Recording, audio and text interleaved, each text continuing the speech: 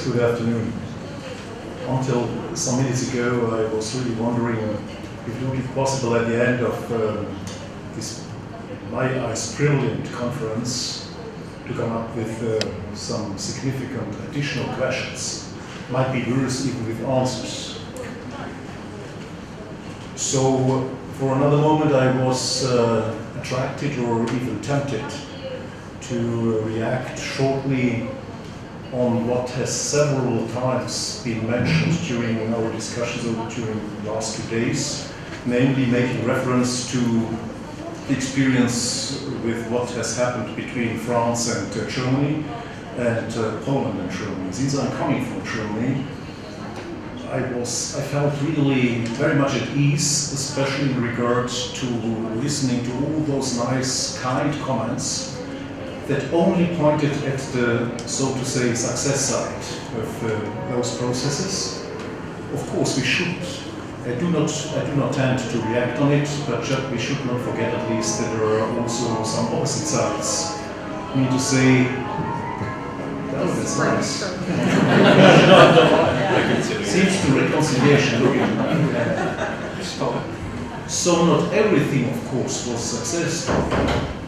And nobody was so impolite to look at another relation of potential reconciliation that for sure until now is not a success story.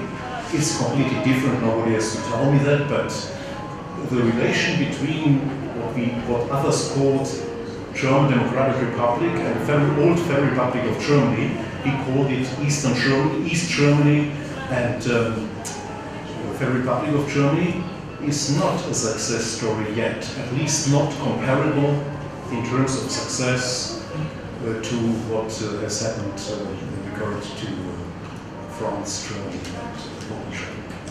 So, what can I do? I just would like to underpin one issue, according to me, which was one of the issues that was mentioned very often, with from diverse angles, with different approaches and views. And this is actually the specific and complex relation between reconciliation and truth. Serious reconciliation, I think this is an outcome of this discussion already, cannot avoid coming to terms with truth, but not with truth only in a theoretical concept, but with truth in regards to facts, thought, and life. Since living out reconciliation requires truthfulness. This is the more important, in my view, given the way how unashamedly truth has been denied and distorted in regard to what has happened to and in Ukraine in the recent past.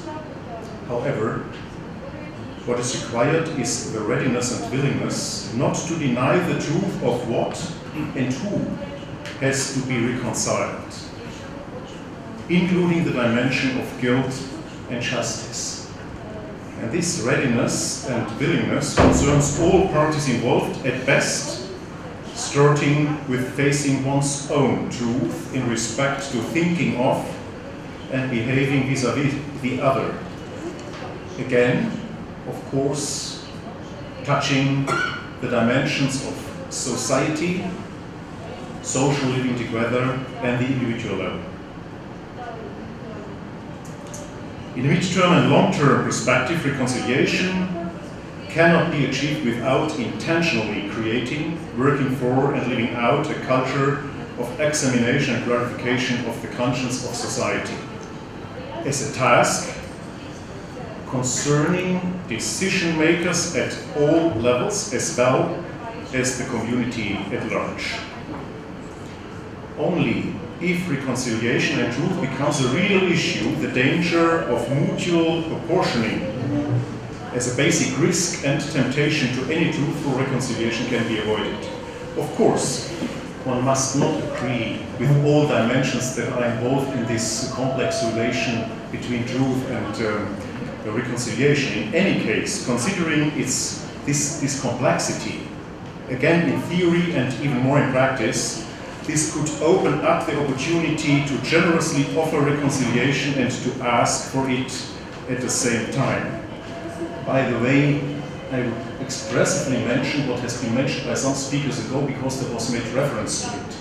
To my understanding, never reconciliation would mean to reconcile with the evil, but it means to reconcile with people that did some evil, or at least were supposed having done some evil. Never with the evil as such. In, let's say, more theological and psychological terms, but not only in these terms, this would mean to mutually recognize, confess, and forgive own failings, and thus to grant and, hopefully, to receive true and lasting reconciliation. And as an aside, on the footnote, so to say, you saw in your program that this meeting now is called a round table. You can easily see it's not a round table. It's not round. And we have to expect, to take into account that this long-lasting process that all of us are hoping for and envisaging, talking about, will not just roll like a round ball. It will be something else, and probably this is already a good start to do what is at stake. Thank you very much.